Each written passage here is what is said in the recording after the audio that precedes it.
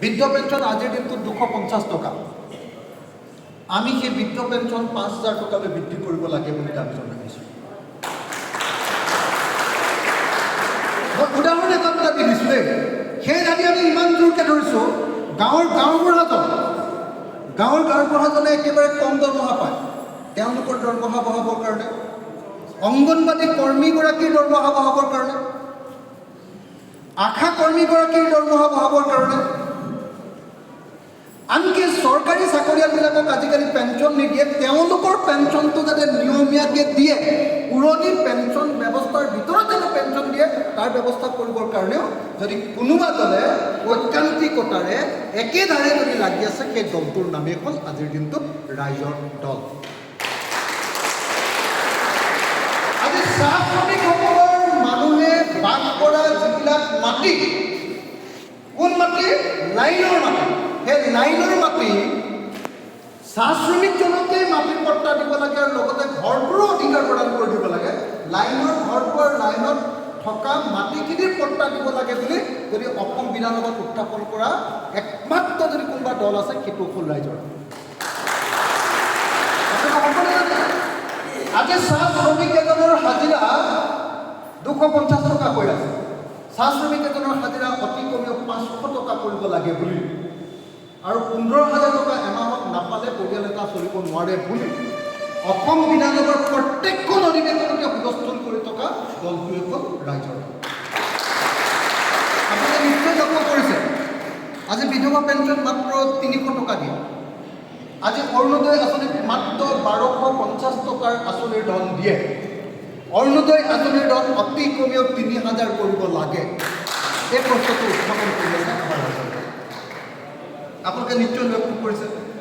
তাতকৈ গুৰুত্বপূৰ্ণ প্ৰশ্ন আমি কি উত্থাপন কৰিছোঁ? তাতকৈও গুৰুত্বপূৰ্ণ প্ৰশ্ন উত্থাপন কৰিছোঁ যে অসমৰ প্ৰত্যেকডৰা পথাৰত চৰকাৰে 5 বছৰৰ ভিতৰত পানী যোগান দিয়াৰ ব্যৱস্থা কৰিব লাগে আৰু অসমৰ প্ৰত্যেকডৰা পথাৰত বছৰৰ সকলো সময়তে খেতি কৰিব পৰাৰ ব্যৱস্থা হ'ব লাগে।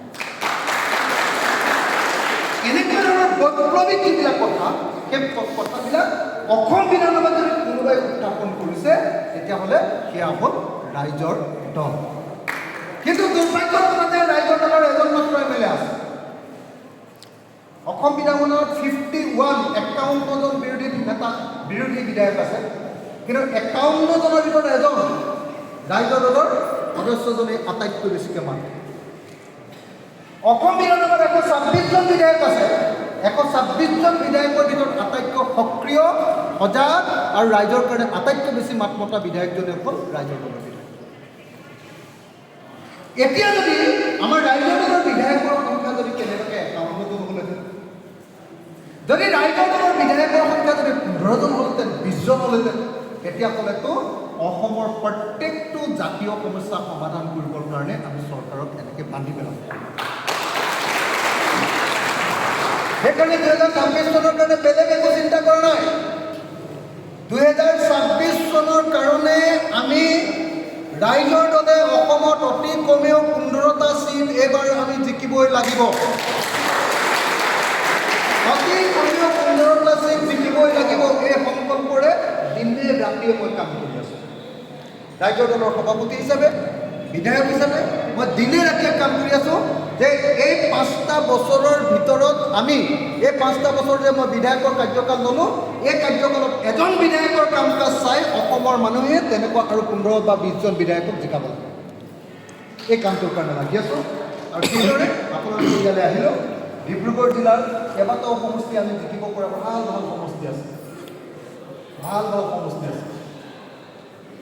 আমাৰ খোৱাং সমষ্টি আছে, আমাৰ দুলীয়াজান সমষ্টি আছে, আমাৰ নাহৰকটীয়া সমষ্টি আছে, ধুনীয়া ধুনীয়া সমষ্টি আছে। ইফালে আমাৰ চাবুৱাৰ পৰা আৰম্ভ কৰি শদিয়ালৈকে কেইবাটাও ধুনীয়া সমষ্টি ডিব্ৰুগড়, তিনিচুকীয়াত একদম ৰাইজৰ দলে জিকিব পৰাৰ পজিশ্যনলৈ যাব পৰা সমষ্টি আছে।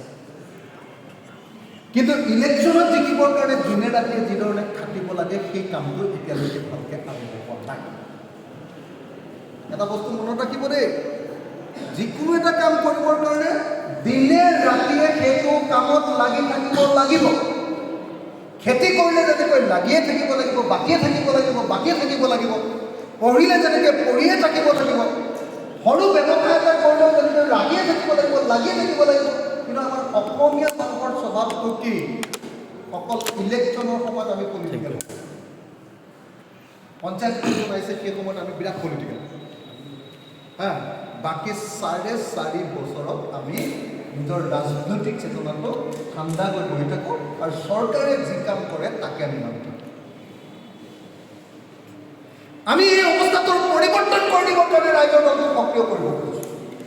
আপোনালোকে নিশ্চয় লক্ষ্য কৰিছে যে সমগ্ৰ অসমত আজি স্মাৰ্ট মিটাৰৰ বিৰুদ্ধে বিদ্ৰোহৰ পতাকা তুলি ধৰিছে ৰাইজৰ দল আৰু কৃষক মুক্তি সংগ্ৰাম সমিতি। সমগ্ৰ ৰাজ্যজুৰি, এয়া বাগানতেই হওক, চাহ বাগানতেই হওক বা গাঁৱতেই হওক, নগৰতেই হওক বা গুৱাহাটী মহানগৰীতেই হওক, প্ৰত্যেকটো এলেকাত যদি আপুনি দেখিছে যে স্মাৰ্ট মিটাৰৰ বিৰুদ্ধে আন্দোলন কৰিছে, তাত কৃষক মুক্তি সংগ্ৰাম সমিতি, ছাত্ৰ মুক্তি সংগ্ৰাম সমিতি অথবা ৰাইজৰ দলৰ মানুহ জড়িত আছে। অৰ্থাৎ আজিৰ দিনটোত অসমীয়া মানুহৰ জাতীয় চেতনাক ৰাইজৰ দলে প্ৰতিনিধিত্ব কৰি আছে।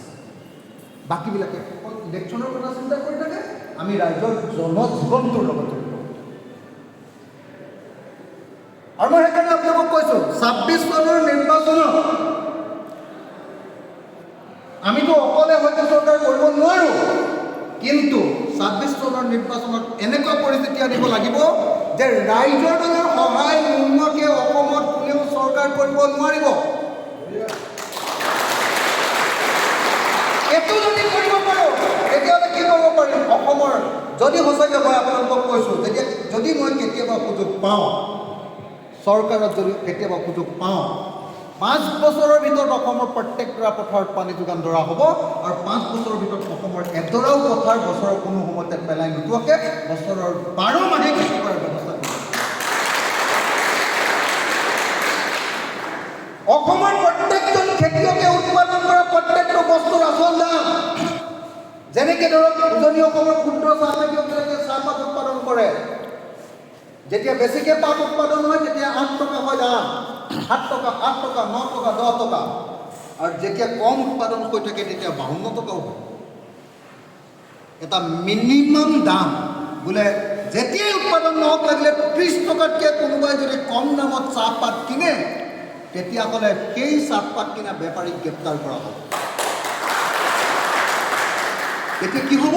এটা নিৰ্দিষ্ট পৰিমাণৰ দাম পালে আমাৰ প্ৰত্যেকজন চাহ শ্ৰমিকৰ ভিতৰতো আজিকালি বহুতে ক্ষুদ্ৰ চাহ বাগান খুলি লৈছে, সৰু সৰু 1 বিঘা, 2 বিঘা, 3 বিঘা, চবৰ অৰ্থনৈতিক অৱস্থা ভাল হৈছে। আজি ধান উৎপাদন কৰিছে, ধানৰ আচল দাম, সৰিয়হ উৎপাদন কৰিছে, আচল দাম, শাক পাচলি উৎপাদন কৰিছে, আচল দাম পোৱাৰ ব্যৱস্থা আমি চৰকাৰত যেতিয়াই বহিম তেতিয়াই শ্ৰমজীৱী মানুহৰ প্ৰকৃত বস্তু, উৎপাদিত বস্তুৰ দাম প্ৰকৃতভাৱে পোৱাৰ ব্যৱস্থা কৰিম। এইটো 2 নম্বৰ প্ৰতিশ্ৰুতি। আমাৰ 3 নম্বৰ প্ৰতিশ্ৰুতি যে বজাৰো আমাৰ, পথাৰো আমাৰ, বজাৰো আমাৰ। 3 নম্বৰ প্ৰতিশ্ৰুতি হ'ল যেতিয়াই চৰকাৰ আমি গঠন কৰিম, অসমৰ সকলো বজাৰবিলাকত অসমৰ থলুৱা খিলঞ্জীয়া, অসমৰ সকলো জাতি জনগোষ্ঠীৰ মানুহৰ হাতলৈ যাতে বজাৰ আহে। আজি ডিব্ৰুগড়লৈ যাওক, ডিব্ৰুগড় বজাৰখন অসমীয়া মানুহৰ, অসমৰ মানুহৰ হাতত নাই, বাহিৰৰ পৰা অহা মানুহৰ হাতত গোটেই ডিব্ৰুগড়ৰ বজাৰখন। সেই বজাৰ কেনেকৈ অসমৰ মানুহৰ হাতলৈ আনিব পাৰি তাৰ ব্যৱস্থা গ্ৰহণ কৰা হ'ব। এইটো 3 নম্বৰ। 4 নম্বৰ, ব্যৱসায় বাণিজ্যৰ কথাটো মই ক'লোঁ, অকল এইটো বজাৰটোৰ কথা কৈছোঁ, চব ব্যৱসায়বিলাকৰ থাকিব তাত। 4 নম্বৰ কামটো কৰা হ'ব অসমৰ প্ৰতিখন গাঁৱে গাঁৱে ইণ্ডাষ্ট্ৰী। এতিয়া বিজেপি চৰকাৰে কৈছে যে নহয় আমি টাটাক মাতি আনিছোঁ, জাগিৰোডত আমাৰ কি ছেমি কণ্ডাক্টৰ ইণ্ডাষ্ট্ৰী হ'ব। ছেমি কণ্ডাক্টৰ ইণ্ডাষ্ট্ৰীত কেইটা মানুহে চাকৰি পাব? কিন্তু আমাৰ অসমৰ ল'ৰা, আজিৰ দিনটোত অসমৰ ল'ৰা আটাইতকৈ বেংগলোৰ, কেৰেলা এইবিলাকত গৈ কাম। মই সদায় আপোনালোকক কৈ থাকোঁ, সদায় মই প্ৰত্যেকখন মিটিঙতে কওঁ, যোৱাবাৰ ইয়াত মিটিং হওঁতে মই সুধিছিলোঁ আপোনালোকক যে কওকচোন গাঁৱৰ ল'ৰাই আটাইতকৈ বেছি কি কাম কৰে, খেতিক বাদ দি আটাইতকৈ বেছি কি কাম কৰে? চব মানুহে একেলগতে কৈছিলে যে হাজিৰা কাম কৰে, যোগালী, মিস্ত্ৰীৰ লগত যোগালী কৰে। গাঁৱৰ বেছিভাগ ল'ৰাই এতিয়া যোগালী কৰে। বাকীখিনি মানুহে কি কৰে? বেংগলোৰ, কেৰেলা, এইবিলাকত গৈ কি কৰে? অন্ধ্ৰপ্ৰদেশ এইবিলাকত গৈ আমাৰ ছিকিউৰিটি গাৰ্ড বা অন্য হাজিৰাৰ কাম কৰে। আমি এই অৱস্থাৰ পৰিৱৰ্তন কৰিবলৈ হ'লে গাঁৱে গাঁৱে ইণ্ডাষ্ট্ৰি খুলিব লাগিব। কোনো টাটাই, কোনো আম্বানীয়ে আনি ইয়াত আমাক ইণ্ডাষ্ট্ৰি খুলি আমাক চাকৰি নিদিয়ে। ইণ্ডাষ্ট্ৰি খুলি যদি চাকৰি দিয়ে, চাহ বাগিচাৰ শ্ৰমিকসকলৰ নিচিনাকৈ এদিনত 250 টকা হাজিৰা দিব, চলিব নোৱাৰা হাজিৰা। মই বিধানসভাত ইমান কৈছোঁ যে 250 টকা মই মুখ্যমন্ত্ৰীক দি দিম বুলি কৈছোঁ। মই আপোনাক 250 টকা দিম, আপুনি এদিন চলি দেখুৱাওকচোন 250 টকা। CM-ক মই কৈছোঁ হিমন্ত বিশ্ব পাৰে নেকি কওক আজিকালি 250 টকা। যদি সঁচাকৈ অসমৰ ৰাইজৰ পৰিৱৰ্তন কৰিবলৈ কয়, তেতিয়াহ'লে গাঁৱে গাঁৱে ইণ্ডাষ্ট্ৰি কৰিব পাৰিব লাগিব। কি ইণ্ডাষ্ট্ৰি? মই সদায় কৈ থাকোঁ, বেবী ফুডৰ ইণ্ডাষ্ট্ৰি। কঁঠালৰ পৰা বেবী ফুড কৰি গোটেই পৃথিৱীৰ মানুহক ক'ব পাৰি। ভীমকলৰ পৰা বেবী ফুডৰ ইণ্ডাষ্ট্ৰি কৰি গোটেই পৃথিৱীৰ মানুহক ক'ব পাৰি। এনেকুৱা হাজাৰটা বস্তু আছে যিবিলাকৰ পৰা আমি বিভিন্ন ধৰণৰ ইণ্ডাষ্ট্ৰি কৰি অসমখনৰ চেহেৰা বদলাই দিব পাৰিম আৰু বাহিৰত থকা প্ৰত্যেকটো ল'ৰাক অসমলৈ আকৌ ঘূৰাই লৈ আহিব। এইটো কৰিব লাগে নে নালাগে?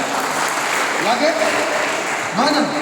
তো এই কামবিলাক কৰিবৰ কাৰণে এতিয়ালৈকে কোনো ৰাজনৈতিক দল, সেয়া বিজেপি হওক, সেয়া কংগ্ৰেছ হওক, সেয়া AJP হওক, যিমান পাৰ্টি এতিয়ালৈকে চৰকাৰ শাসন কৰিলে, CPI হওক, CPM হওক, কোনো ৰাজনৈতিক দলে এতিয়ালৈকে কোনো ৰাজনৈতিক দলে এনেকুৱা আঁচনি ল'ব নোৱাৰিলে যিখন আঁচনিৰ জৰিয়তে গোটেই মানুহবিলাকৰ অৱস্থাৰ পৰিৱৰ্তন হয়, চব মানুহ ধনী হৈ যায়। আমি তেনেকুৱা এখন আঁচনি কিতাপ আকাৰে ইতিমধ্যে লিখি উলিয়াইছোঁ যে কি কি কৰি অসমৰ প্ৰত্যেকজন মানুহক অসমত ধনী কৰি। যিখিনি মানুহ আমাৰ ইয়াত যোগদান কৰিছে, মোৰ গাড়ীতে 10-15টামান কপি আছে, সকলোৱে আমাৰ দলৰ সংবিধানখন আৰু আমাৰ এই কৰ্মসূচীখন লৈ যাওক। এই কৰ্মসূচীখন পঢ়ি লোৱাৰ পাছত মই গেৰাণ্টি দিব পাৰোঁ যে অসমৰ যিকোনো এটা ৰাজনৈতিক দলৰ মানুহে ৰাইজৰ দলৰ বাহিৰে আৰু আন কোনো দল কৰিবলৈ নাযায়। কাৰণ এই কৰ্মসূচীখনত অসমৰ ৰাইজৰ প্ৰকৃত অৱস্থাৰ পৰিৱৰ্তন কেনেকৈ হ'ব পাৰে তাৰ প্ৰত্যেকটো দিন আমি ইয়াত লিখি থৈছোঁ। আমি চৰকাৰ বনালে কি কি কৰিম? এতিয়া যে চলি আছে সাংবিধানিক ৰক্ষা কৱচ কি দিম, এইবিলাক মই এতিয়া নকওঁ। আপোনালোকৰ আমনি লাগিব, দীঘলীয়াখন ভোকো লাগিছেগৈ নিশ্চয়। কিন্তু মই আপোনালোকক কওঁ যে আজি যে এই বিপ্লৱ শৰ্মা কমিটিৰ ৰিপৰ্টটো দিছে, সেই বিপ্লৱ শৰ্মা কমিটিৰ ৰিপৰ্টটো যিটো ৰিপৰ্ট দিছে নহয়, এই যিটো ৰিপৰ্ট, এই ৰিপৰ্টটো বেলেগ একো নহয়, আমি দিয়া মেমৰেণ্ডামৰ প্ৰতিলিপিৰ বাহিৰে আমি। মই KMSSৰ সভাপতি আছিলোঁ তেতিয়ালৈকে আমাৰ ৰাজনৈতিক দল গঠন হোৱা নাই। আমি কৃষক মুক্তি সংগ্ৰাম সমিতিৰ পৰা তেওঁলোকক মেমৰেণ্ডাম দিছিলোঁ। সেই মেমৰেণ্ডামৰ কপিটোকে আমি বেলেগ ৰূপত আকৌ ইয়াত লিখি থৈছোঁ, চাই লওক। এই কথাবিলাকে তাত আছে। অসমৰ বাবে সাংবিধানিক ৰক্ষা কৱচ এটা প্ৰস্তাৱ। আমাৰ ৰাইজৰ দলৰ যিটো প্ৰস্তাৱ, সেই প্ৰস্তাৱকে অলপ ঢিলাঢিলি কৰি আমি অলপ টানকৈ লিখিছোঁ যে ভাৰতৰ সংবিধানৰ 371 এই অনুচ্ছেদত অন্তৰ্ভুক্ত কৰিব লাগিব। তেওঁলোকে সেইবিলাক লিখা নাই। ইমান তেওঁলোকে লিখিছে যে সাংবিধানিক ৰক্ষা কৱচ দিব লাগে, এইবুলি লিখি আমাৰ কথাবিলাকে তাত লিখি দিছে। চাওক হয় নহয়, মিলাই চাওক। যদি নহয়, এইটো হ'ল ৰিপৰ্ট আৰু এইটো হ'ল আমাৰ দলৰ হেড। তাৰমানে আজিৰ দিনটো অসমৰ মানুহে কোন পথেৰে আগবাঢ়িলে প্ৰকৃত অৰ্থত খিলঞ্জীয়া মানুহবিলাকৰ, আমাৰ থলুৱা মানুহবিলাকৰ প্ৰকৃত অৰ্থত মুক্তি হ'ব। আমি ইয়াতে ৰাজনৈতিক অধিকাৰ পাম, আমি ইয়াতে অৰ্থনৈতিক অধিকাৰ পাম, আমি ইয়াতে সাংস্কৃতিক আৰু সকলো ধৰণৰ অধিকাৰ, সামাজিক অধিকাৰ লাভ কৰিম। এই গোটেই কথাবিলাক আমি ইতিমধ্যে সংজ্ঞাবদ্ধ কৰি ৰাখিছোঁ। মই সকলোকে ইমানখিনি সময় অপেক্ষা কৰি আপোনালোকে আমাৰ দলত, আঞ্চলিক দলত, যি সময়ত বিজেপি দলত সদস্য ভৰ্তি হৈ আছে, বিজেপি দলত সদস্য ভৰ্তি হওঁতে কি কৈছে? এই অৰুণোদয় দিম এনেকৈ বুলি কৈছে, হয়নে? আমিতো আপোনালোকক কাকো অৰুণোদয় দিম বুলি ইয়ালৈ মতা নাই। মাতিছে নেকি? নাই মতা। তাৰ পাছতো আপুনি চব হল ভৰ্তি হৈ মানুহে আজি ৰাইজৰ দলত এইকাৰণেই যোগদান কৰিছে যে সঁচাকৈ যদি অসমৰ ভৱিষ্যত কিবা হ'ব লাগে, তেতিয়াহ'লে এটা আঞ্চলিক দলে কৰিব লাগিব, আৰু সেই আঞ্চলিক দলটোৰ নামেই হ'ল ৰাইজৰ দল। মই সেইকাৰণে সকলোকে য'ত যেনেকৈ বহি আছে, সকলোকে হাতৰ মুঠি ওপৰলৈ তুলি ৰাইজৰ দল জিন্দাবাদ দিবৰ কাৰণে বহি যাৰ। আৰু সেইটো মই অনুৰোধ কৰিছোঁ, অকণমান আমাৰ সেইটো অকণমান ভালকৈ ভিডিঅ' কৰি ল'লে ভাল দেই।